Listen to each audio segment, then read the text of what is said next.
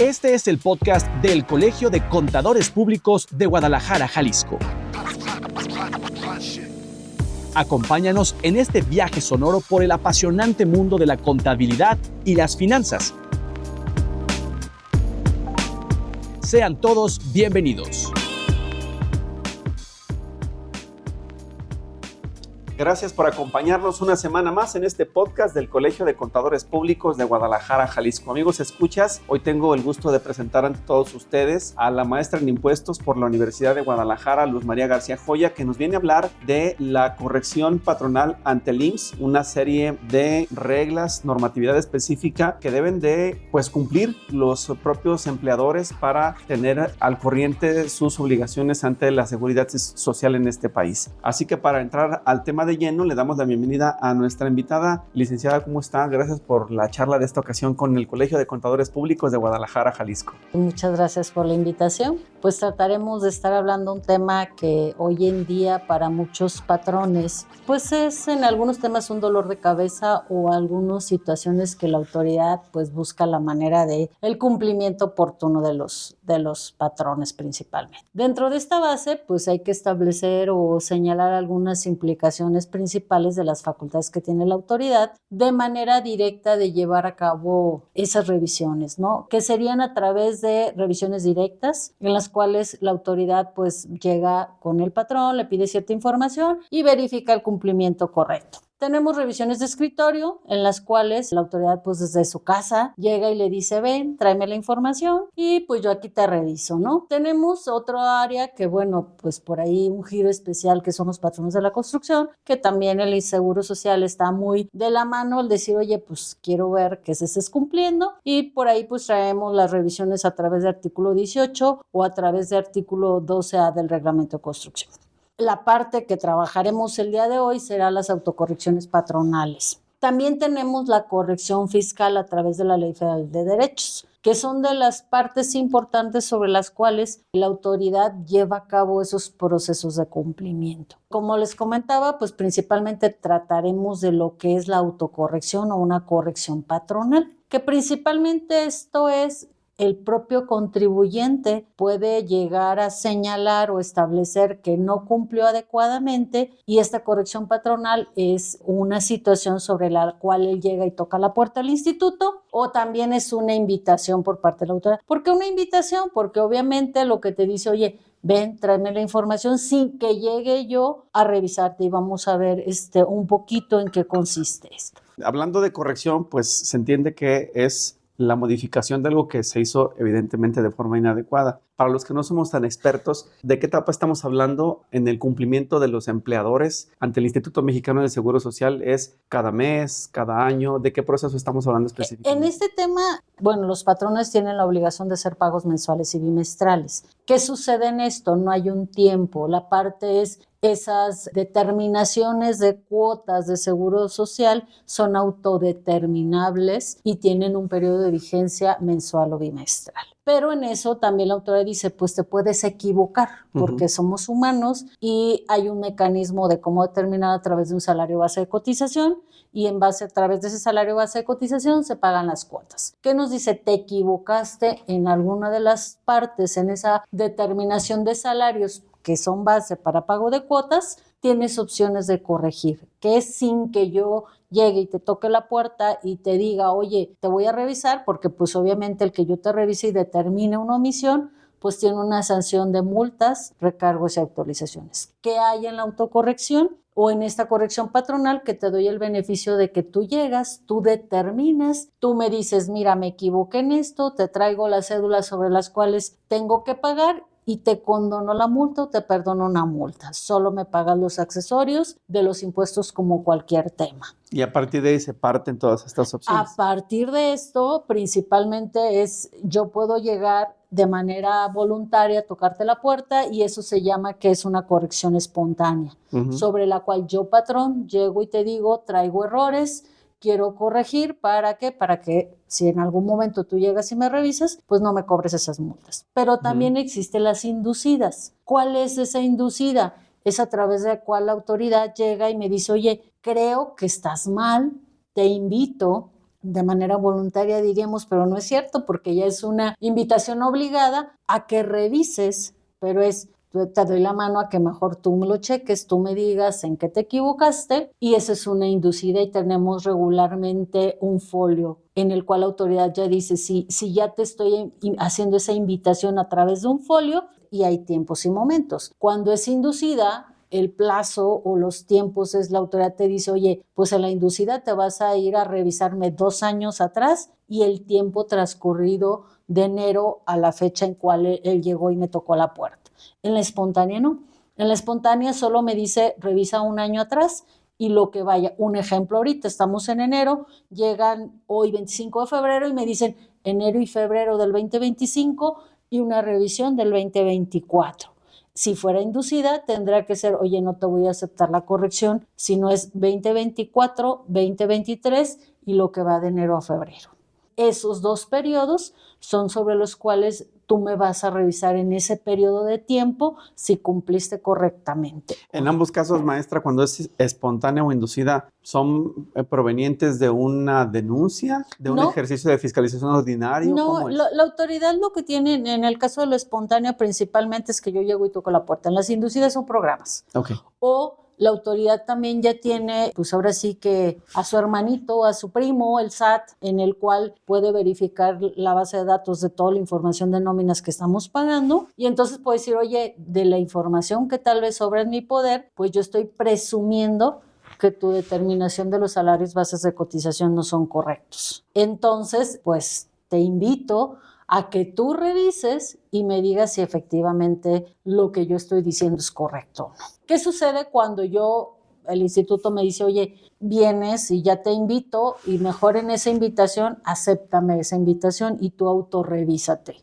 En ese momento la autoridad te dice, oye, me vas a llenar un documento que es un aviso de corrección. Es en ambas partes, tanto espontánea e inducida, la diferencia es el tiempo de cuál va a ser el periodo de revisión. Se presenta un aviso en el cual dices, bueno, ya está aceptada esa invitación, te voy a dar una serie de cédulas que tú me vas a llenar a veces no es tanto un instructivo, pero sí te dice, te doy un archivo en el cual esta información es la que tú vas a preparar y tienes 40 días hábiles para entregarme la información. En esos 40 días hábiles que tú me estás entregando la información, determinas, tú me dices tus errores, vienes y me traes la información y me dices, oye, ¿qué crees? Pues sí, efectivamente me equivoqué. Traigo estos errores, determiné diferencias, te traigo las diferencias para que tú me las revises, las avales y digas si está bien, pagamos. Hay que presentar modificaciones de salario derivado de esa información y la autoridad tiene 20 días para revisar lo que yo le estoy entregando. En ese plazo de 20 días,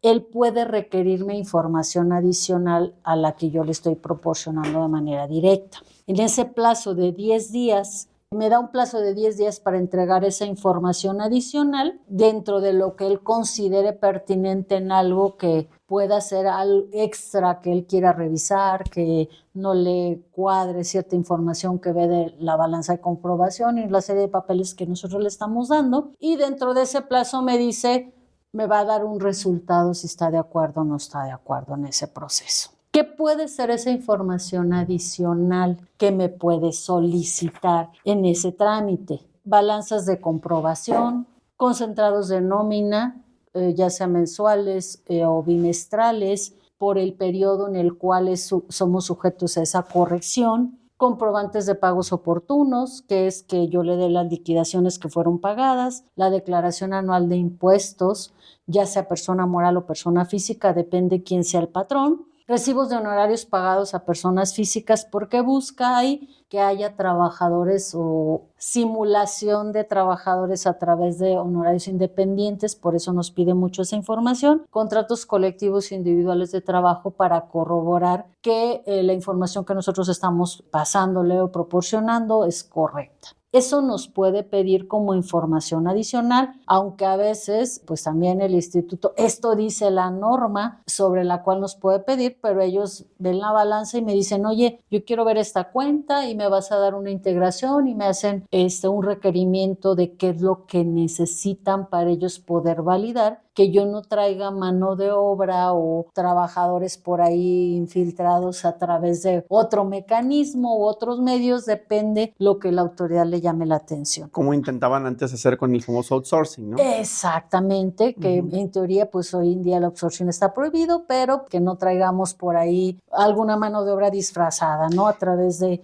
esa información adicional que nos puede requerir. Y veo que la información que piden esos apartados realmente se va mezclando entre sí para comprobar la relación laboral existente y real. Exactamente, o sea, poder verificar que exista esto. ¿Qué nos marca en algunos puntos también? Puede ser que en los casos de construcción podemos autocorregir la empresa o el patrón, digamos, o podemos corregir solo una obra. Esa es una diferencia específica que yo puedo decir, en un registro patronal traigo 10 obras, pero yo sé que a lo mejor traigo mal una obra, puedo corregir solo una obra, y cuando es ese tipo de situaciones particulares o la construcción, me va a pedir más información. Ahí sí es más bromoso lo que me puedo pedir, que no es nada que no debamos de tener. Me va a pedir una licencia de construcción, me va a pedir contratos de obra, ya sea público o privada, me va a pedir copia de si cumplí con SATIC o CIROC, que es información a través de contratistas, contratos de obra, subcontratos, planos arquitectónicos, presupuestos, explosión de insumos, y digo, quien ya está en ese tema perfectamente conoce la información que el instituto, porque lo que también ellos dicen, oye, quiero ver de toda esta construcción cuánto es mano de obra y quiero ver que estés cumpliendo, y quiero estar, que también aquí en construcción nos pone fiscalizaciones a través de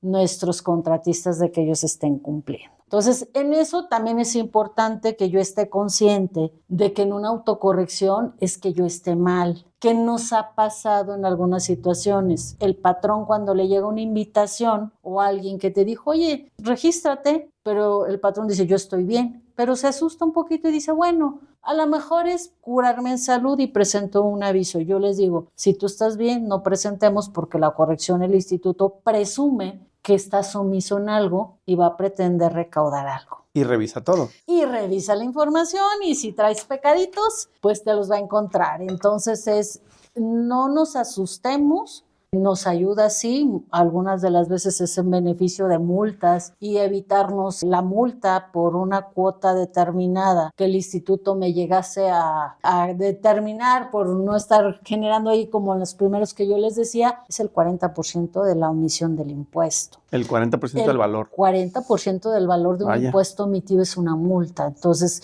¿qué ventaja tiene la autocorrección? Pues que me evito la multa del 40%. Y maestra, si por ejemplo ese plazo que establecen en la ley y estos procedimientos, por ejemplo, no alcanzan esos 40 días hábiles, ¿existen algunas prórrogas que se puedan otorgar? Hay una prórroga que nos puede dar por 10 días solamente, que también es una gran ventaja. El instituto es muy benévolo y dice, oye, ya se nos fueron las 40 días, no te preocupes, porque lo que él busca es recaudar. Entonces dice, vamos ampliándonos un poquito más. El plazo completo en el cual la autoridad debe dar una resolución de esto es lo importante, que también te debe de emitir un oficio de cumplimiento, son no más de 120 días. Entonces también es importante para el contribuyente decir, oye, pues si en los plazos en que la autoridad tiene de requerirte información no lo hace, pues se le fue el plazo y ya no te puede requerir más. Que es que también tú cuides, que son 120 días en el que él tiene que cerrar sí o sí y te tiene que dar un documento en el cual tú cumpliste. Uno de los puntos importantes es que si tú ya tienes ese documento y la autoridad dice no te determino o estoy de acuerdo con lo que tú pagaste, me debe de dar un oficio de que estoy cumpliendo correctamente y ya no me puede revisar esos periodos. Se cierra la evaluación del ejercicio y ya. Se cierra ese periodo que yo puse porque recordemos que estamos hablando de 1 o 2 ejercicios o un plazo. Entonces me dice, oye, ¿qué pasa si en algún momento pudiese existir una diferencia?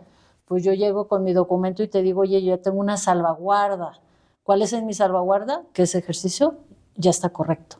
Excepto que haya algún trabajador que haya demandado, entonces, y que hayan cosas diferentes que no hayan surgido en ese proceso, me puede abrir el ejercicio. De lo contrario, no me puede pedir ya información y me quedo blindado por 5 años, que son las facultades que tiene la autoridad de llevar a cabo esa autodeterminación. Muy bien. Maestra Luz María García Joya, si le parece, vamos a hacer una pequeña pausa para de regreso que nos ayude a abundar en el tema del dictamen del Seguro Social, que también es otro de los apartados que también tienen un cumplimiento específico, y conocer los plazos para poderlo llevar a cabo. Y lo más importante, cómo prevenir sanciones. Exactamente. Vamos a la pausa, regresamos enseguida a este podcast del Colegio de Contadores Públicos de Guadalajara, Jalisco.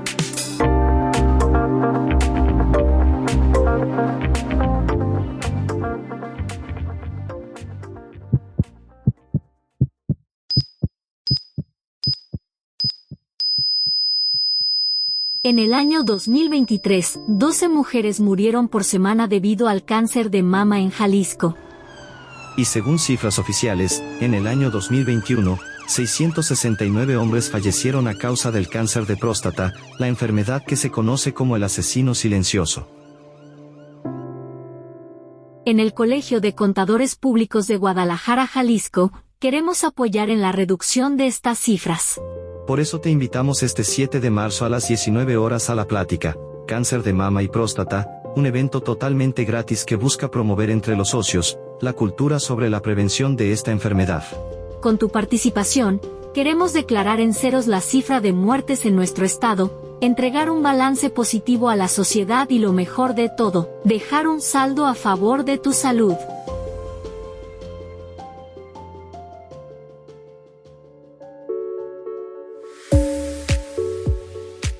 ¿Eres contador de clientes que rentan casas, terrenos, bodegas o edificios? Mantente actualizado.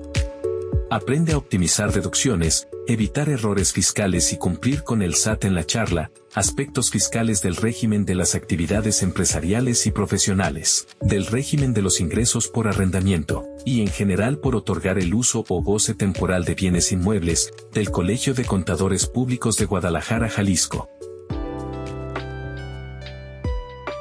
Este curso se realizará en la modalidad híbrida el martes 11 de marzo a las 4 de la tarde.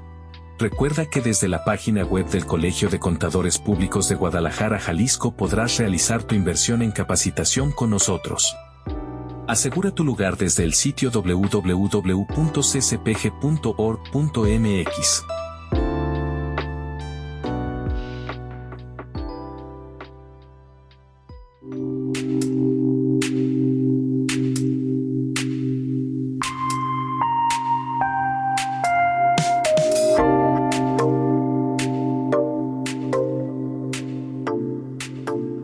Entramos a la segunda parte de este podcast del Colegio de Contadores Públicos de Guadalajara, Jalisco, hablando de la corrección patronal ante el Seguro Social, y nos acompaña, le decía, la maestra en impuestos Luz María García Joya, quien además forma parte de la Comisión de Apoyo al Ejercicio Independiente de este Colegio de Contadores Públicos de Guadalajara, Jalisco, donde siempre hay mucho trabajo, maestra. Bastante. Muy bien. Nos hablaba ya de la corrección patronal y todos los pormenores que se tienen que cumplir entonces para, si hay alguna discrepancia, poder cumplir con las obligaciones pertinentes, los documentos, los requisitos, los plazos, los tiempos, y no ser sujetos a algún tipo de sanción. Pasemos, si le parece, y nos ayuda con el tema del dictamen del IMSS. Primero, cuando hablamos del dictamen, ¿de qué estamos hablando? ¿A qué se refiere?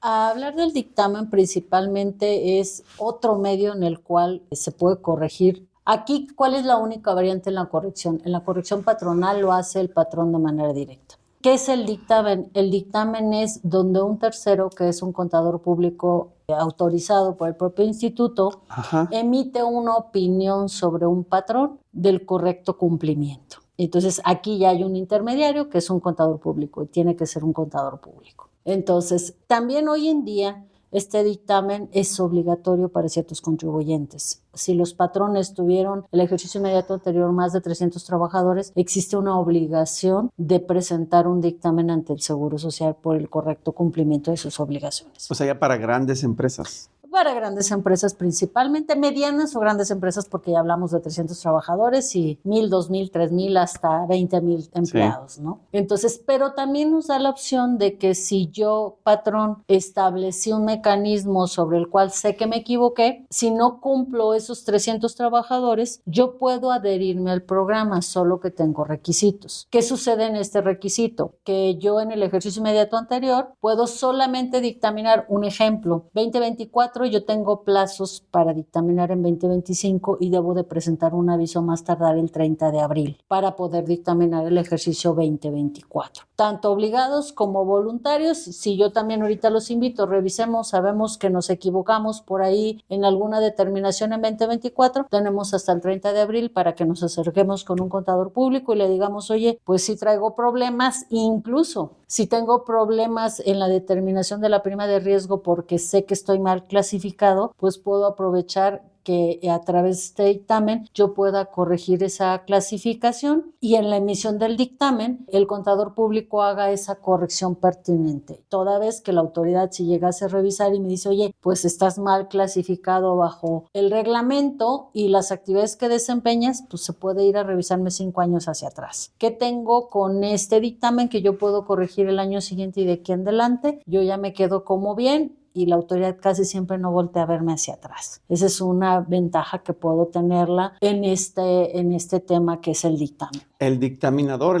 el contador que hace el dictamen, ¿es el equivalente al auditor que también hace observaciones o no? Sí, tenemos ese papel, digo, el instituto nos dice, ¿sabes qué? Haz la chamba por mí, que te registro, obviamente tienes que estar registrado y cumplir una serie de documentos, habilitarte ante el Seguro Social para poder ser dictaminador y vas a ser mis ojos y vas a trabajar para mí, diríamos de esa manera, aunque realmente trabajamos para las empresas. ¿Qué tenemos en esta opción? También la autoridad nos dice, les platicaba un poquito en el otro tema que la autoridad puede llegar a tocarnos la puerta y decir, oye, preguntar y sé que a lo mejor por ahí traes errores. ¿Qué puedo llegar a hacer? Hoy en día el dictamen del Seguro Social es electrónico, pero el electrónico siempre y cuando solo dictamine el ejercicio inmediato anterior. Pero si llegan y me tocan la puerta, también tengo la opción de decir, oye, no me voy ni por una corrección, ni ejerzas facultades tu autoridad, no me revises tú, déjame hacer con contador público autorizado y me dictamino. ¿Por qué? Porque los plazos se empiezan a ampliar. Corrección patronal, hablamos de 120 días completo. Sí. Aquí la autoridad me dice, oye, puedes dictaminar los 2 ejercicios inmediatos anteriores, presentas el aviso. Si es invitación, puede no ser el plazo de abril. Si llega en junio y yo me dice, oye, hay una invitación, me aceptan el aviso, me dan 9 meses para que yo como dictaminador revise la empresa y entregue ese informe. Los plazos normales, que es presentamos el 30 de abril un aviso, el dictamen tenemos el plazo para presentarlo a más tardar en septiembre del año siguiente. Pasado medio año entonces. Para poder determinar el ejercicio anterior, que la diferencia es, oye, corrección son 40 días, aquí hablamos de más o menos 6 meses de haber presentado un aviso o 9 meses después de terminado el ejercicio fiscal. El plazo es mucho más grande y ¿quién nos está haciendo? Un tercero nos está llevando a cabo esa revisión, que también tenemos responsabilidad porque la autoridad nos dice, oye, pues yo te voy a revisar a ti en cualquier momento antes de llegar a la empresa. Una de las ventajas de tener un dictamen también es una salvaguarda, digamos de esa manera, que el instituto no puede llegar contigo, patrón, a emitirte o a querer hacer una revisión porque primero tiene que hablarle al dictaminador cuando ya hayamos presentado ese dictamen y decirte, oye, este patrón cumplió, dime si cumplió, dame los procedimientos marcados en ese cumplimiento, a eso le llamamos una revisión secuencial. No puede llegar de manera directa y si llegase, el decirle, oye, pues ¿qué crees? Aún así, si me determinas diferencias, con mi dictamen yo te digo que me las tienes que cancelar porque tienes que abrir una revisión secuencial, o sea, ir a tocarle al dictaminador y decirle a él que te entregue toda la información que revisó de mí como patrón. Primero con él, después conmigo si fuera necesario. Si fuera necesario. Regularmente, cuando hay diferencias determinadas y se pagan, tengo una serie de ventajas también. Pues tengo 9 meses para determinar, las determino yo. Es un proceso electrónico, es mucho más sencillo, toda vez que pues pagas, lo emites. Si hay modificaciones de salario que presentar, se presentan por internet y el trámite es más cómodo. De hecho, para mí, como contadora, yo amo más un dictamen que una corrección. Menos ventanilla.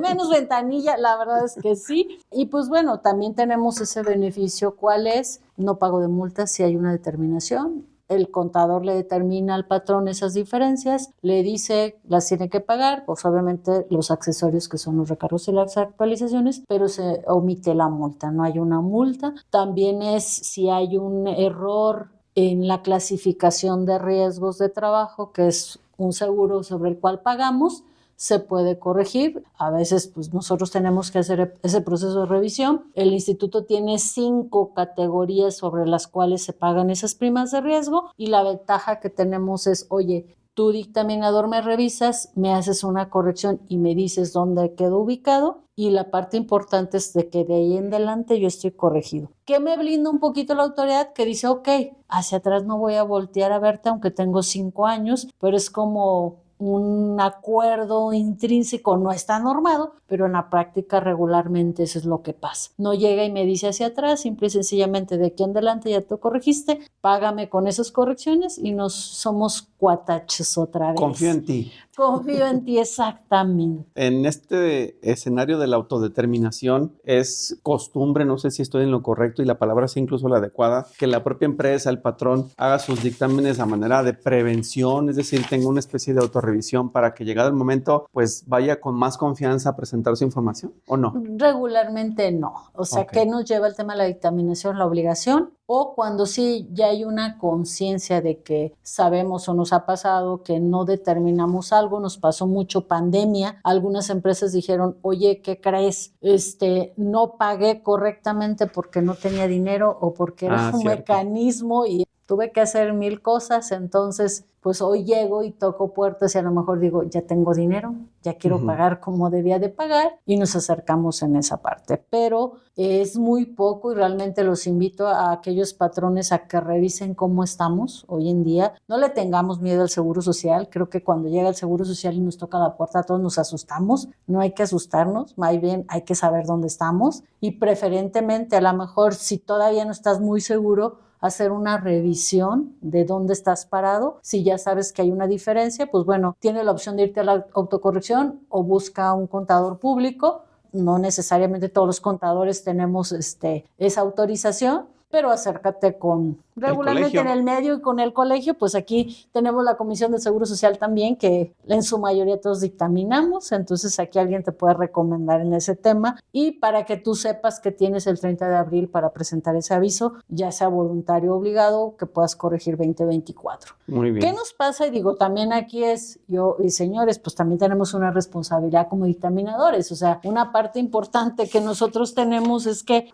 pues, la autoridad nos dice, oye, te puedo sancionar porque no haces tu trabajo correctamente. Se supone que nosotros tenemos que hacer todo un proceso, una revisión, y si nosotros no hacemos nuestro trabajo, pues primeramente nos jalan las orejas con una amonestación, el no entregar un dictamen en tiempo, el no entregarlo completo.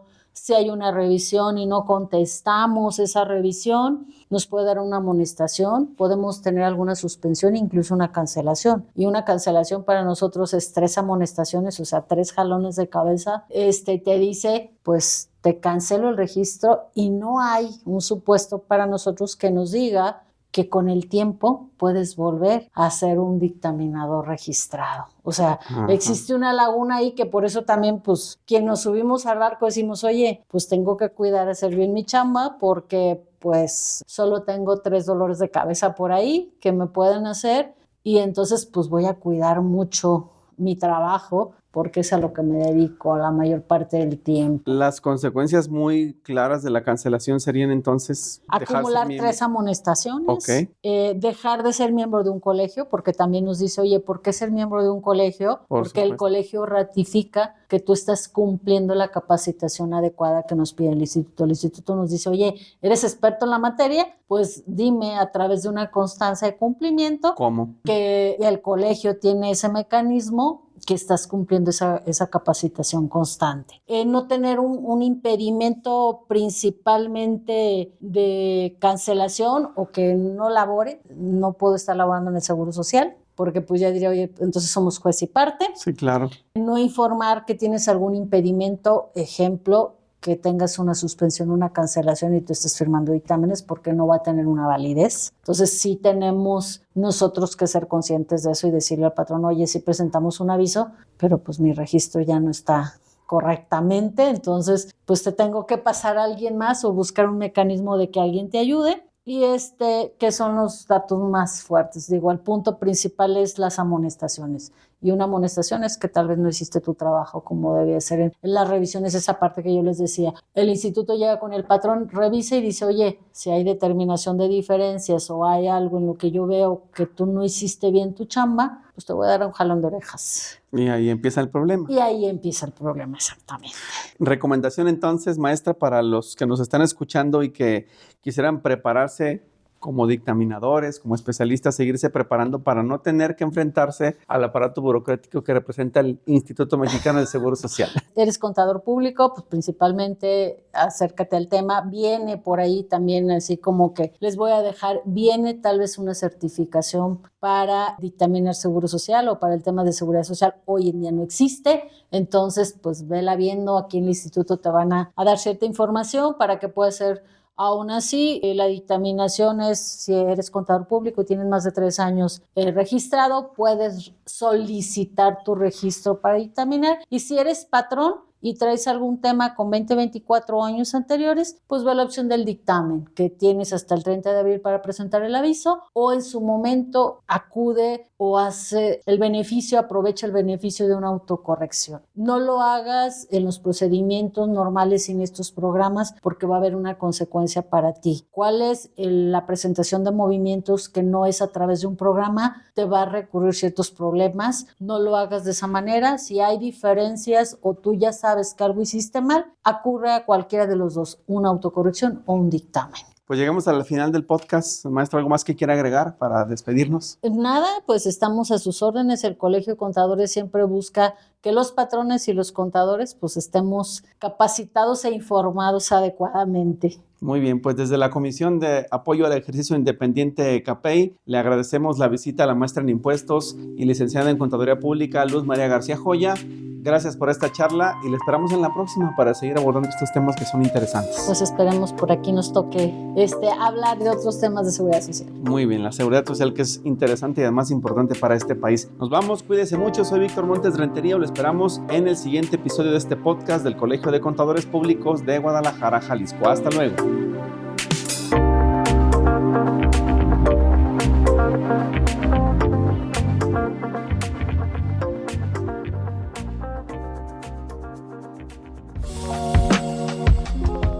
Gracias por escuchar este podcast del Colegio de Contadores Públicos de Guadalajara, Jalisco. Te esperamos en el siguiente episodio. Hasta la próxima.